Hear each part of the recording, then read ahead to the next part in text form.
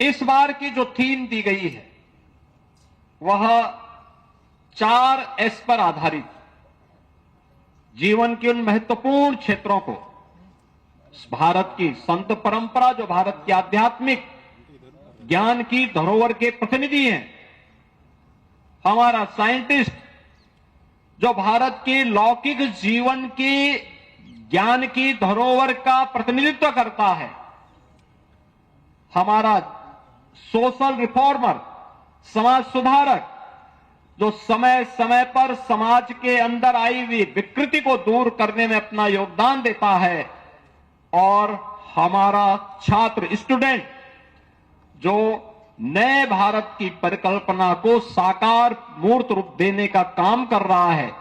इन चारों को मिलाकर के महर्षि अगस्त को ध्यान में रख करके इस कार्यक्रम को आगे बढ़ाने की थीम के साथ एक कार्यक्रम आगे चल रहा है।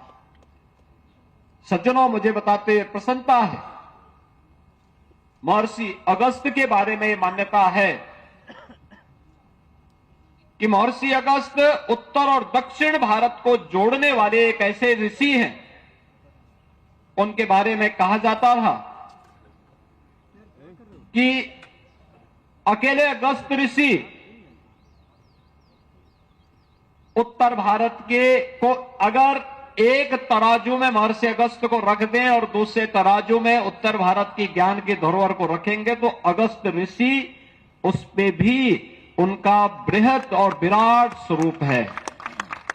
भारत की ये दो महत्वपूर्ण परंपराओं को काशी और तमिल के माध्यम से जोड़ने का, उत्तर से दक्षिण को जोड़ने का, संस्कृत और तमिल को आपस में जोड़ने का एक सशक्त माध्यम महर्षि अगस्त भी रहे हैं। और हजारों वर्ष पहले उत्तर से जाकर के पूरे दक्षिण भारत में इस अभिनंदनीय कार्य को महर्षि अगस्त ने आगे बढ़ाया था। कहते हैं भगवान राम को माता जानकी के, माता सीता के खोज के लिए प्रेरणा प्रदान करने और उस समय के राम रावण युद्ध में आदित्य हृदय स्त्रोत का मंत्र देने का काम भी महर्षि अगस्त ने ही दिया था।